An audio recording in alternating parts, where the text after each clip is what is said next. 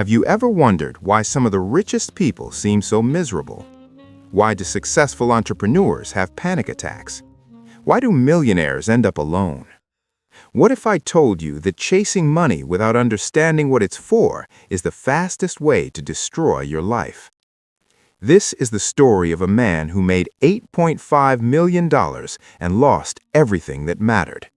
Stay with me, because this might save you from the same mistake. In a gleaming city of glass towers and luxury cars, there lived a 42-year-old man named James. James was what everyone called successful. He had sold his tech startup 3 years ago for $8.5 million. His penthouse overlooked the city. His garage held a Mercedes and a Tesla. His investment portfolio grew by 6 figures every year. Business magazines featured him, podcasts interviewed him, young entrepreneurs studied his strategy. People whispered his name with respect and envy. James had achieved what most people only dream about: financial freedom, independence, wealth. But at 3 a.m., when James stood on his penthouse balcony looking at the city lights, he felt absolutely nothing. No joy, no peace, no satisfaction. Just emptiness. He told himself it was stress. He told himself he needed the next deal, the next million, the next billion-dollar venture. Then he would feel complete. Then the emptiness would go away. James worked 80 hours a week on his next startup.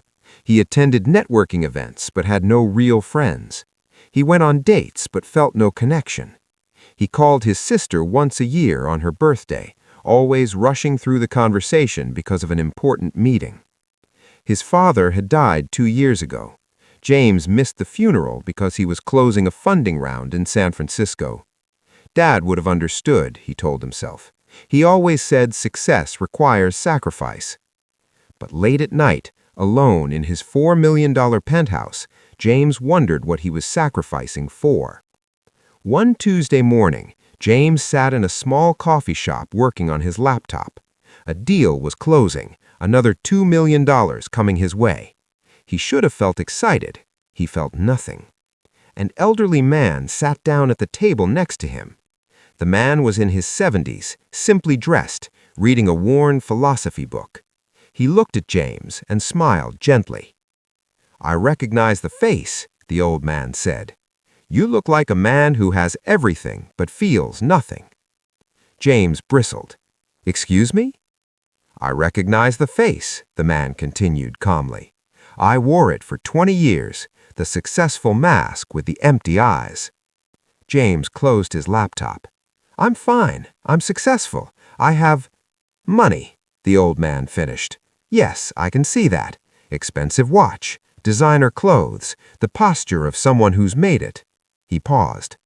"I once knew a CEO who had $50 million, top floor office, cover of Fortune magazine. He jumped from that office on a Tuesday afternoon." James felt a chill. The old man studied him. "How much do you have?" "That's personal," James said. $8.5 million, the old man guessed, watching James's face. "Maybe $9 million now? And you're wondering why it doesn't feel like enough. Why you still feel empty." James stared. "Who are you?" "My name is Richard. I was CFO of a Fortune 500 company, made $2 million a year, had everything, lost it all in 2008. Best thing that ever happened to me." James almost laughed. "You lost millions and you're calling it the best thing?" Richard smiled. "I lost money, but I found something more valuable. Let me show you what you're actually hungry for." "I don't need—" "1 week," Richard interrupted. 1 week. No phone, no laptop, no credit cards. Just you experiencing life. If after 7 days you still think your $8.5 million is making you happy, I'll leave you alone." James should have said no, should have walked away. But something in Richard's eyes, something alive, something James hadn't seen in a mirror for years, made him hesitate. "Fine," James heard himself say. 1 week. The next morning, James met Richard outside a homeless shelter. James had left his phone, laptop, wallet, and Rolex in a hotel safe. He felt naked. "What are we doing here?" James asked. "Volunteering," Richard said. "Serving breakfast." For 3 hours, James stood behind a counter serving eggs and toast to people who had nothing. He expected sadness, depression, defeat. Instead, he saw something that shocked him. Smiles, laughter, gratitude. A man in a torn jacket thanked him genuinely. "God bless you, sir. This means a lot." Another man, who couldn't have been more than 30, shared his only sandwich with the person next to him. "He looks hungrier than me," the man explained simply. James watched in disbelief. This man had nothing, less than nothing, but he was sharing. When was the last time James had shared anything? When was the last time he'd thought about anyone but himself?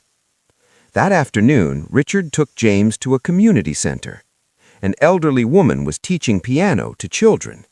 She saw Richard and lit up. "Richard, you came back." Richard hugged her warmly. Then he turned to James. "Margaret, this is James. He's never played piano. Can you teach him?" James protested. "I don't have time for—" But Margaret was already patting the bench beside her. "Sit, dear. Everyone has time for beauty." For the next hour, Margaret taught James a simple melody. His fingers stumbled. He made mistakes. She laughed gently and guided his hands. When he finally played the short piece correctly, something happened. Tears came to his eyes. He couldn't remember the last time he'd felt something this pure, this simple, this real. Margaret squeezed his shoulder. "Music doesn't care how much money you have. It just asks if you're willing to feel." Day 3, Richard took James hiking. Not a luxury guided tour, just a public trail up a mountain. No Uber, no shortcuts, just walking. James's $300 designer sneakers weren't made for hiking. His legs burned. He was sweating for the first time in years. At the gym, trainers did everything for him. Here, it was just him and the mountain. "Why are we doing this?" James panted. "Because you forgot what it feels like to earn something with your body," Richard said.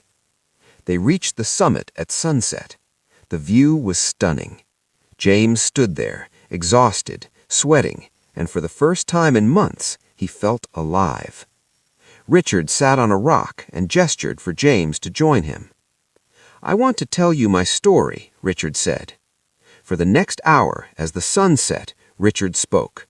About his $2 million salary, his mansion, his luxury cars, his beautiful wife who left him because he was never home, his kids who grew up calling their nanny Mom because Richard was always traveling. "I had everything," Richard said quietly, "and I had nothing." Then 2008 came. I lost my job. My savings disappeared. My mansion was foreclosed on.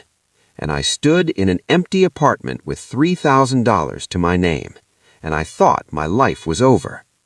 He paused. But it wasn't. It was just beginning. Because for the first time in 20 years, I had to actually live. I couldn't hide behind work. I couldn't buy my way out of feelings. I had to face myself. "What did you find?" James asked. That I had sacrificed everything real for things that didn't matter. I missed my daughter's first steps for a board meeting. I missed my son's graduation for a merger deal. I skipped my father's birthday every year because I was too busy.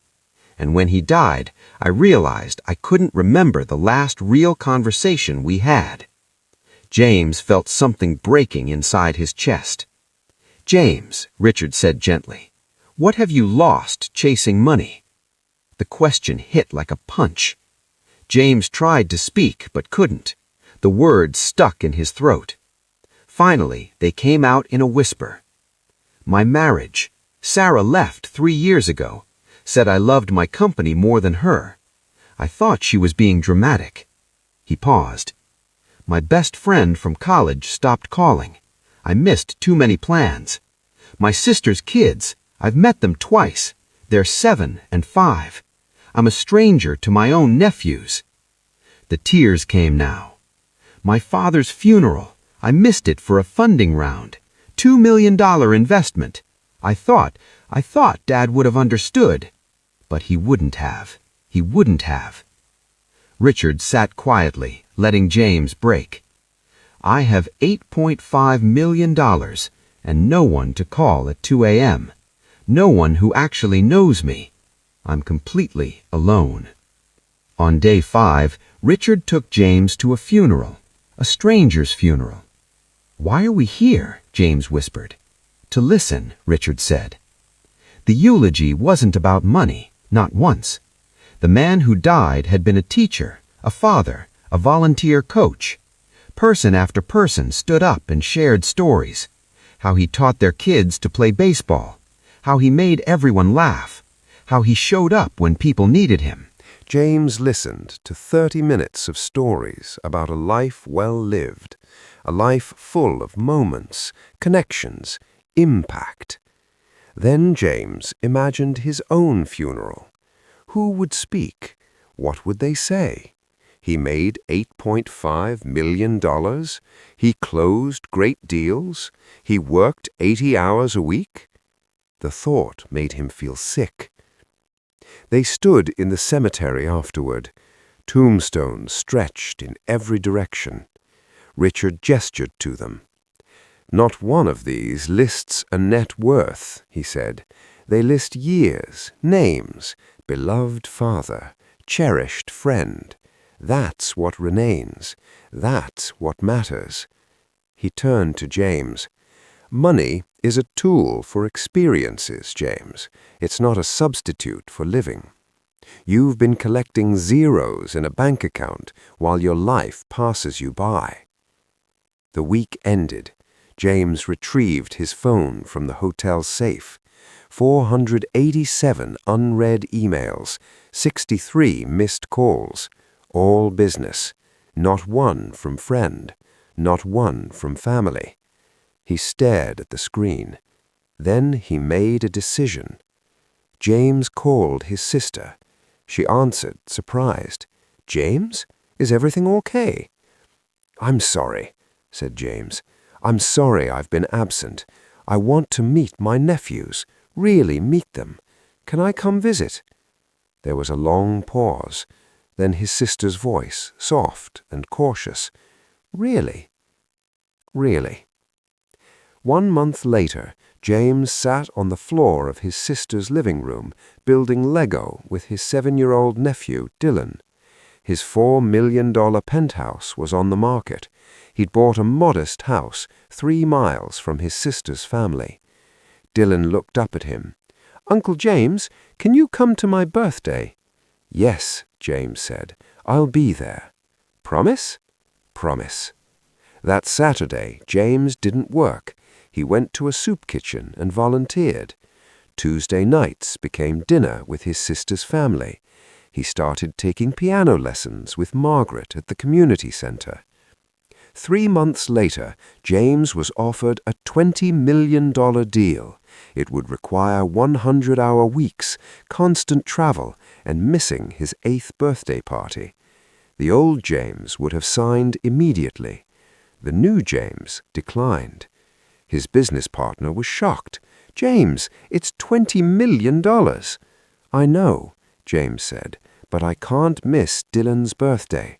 I promised." He attended the party, watched Dylan blow out candles, played games in the backyard. It cost him $50 in gifts. The $20 million deal went to someone else. James didn't regret it for a second. 1 year after meeting Richard, James sat across from him in the same coffee shop. "Are you rich?" Richard asked, smiling. James thought about his bank account. $7.8 million now, down $700,000 from a year ago. He'd spent it on experiences, a month-long trip with his nephews, piano lessons, donations, a modest house instead of a penthouse.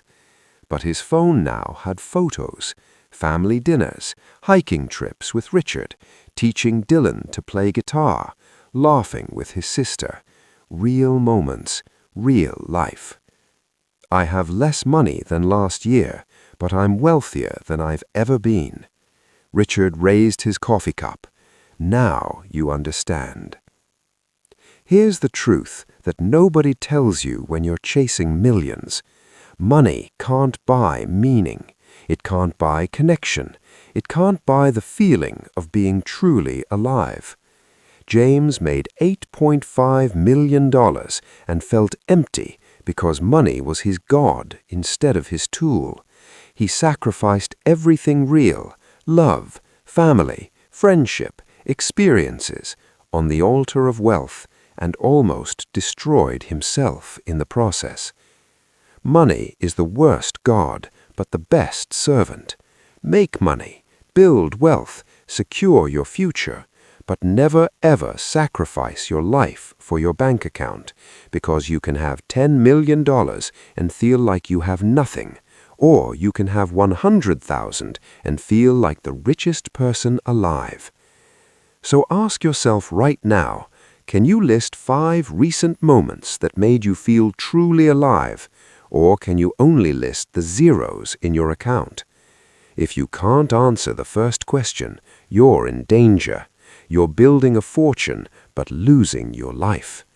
Chase wealth, but make sure your wealth is buying experiences, connections, and moments that make you feel human. That's the only money advice that actually matters. Because when you're 80 years old, you won't remember your bank statements. You'll remember the moments. Make them you.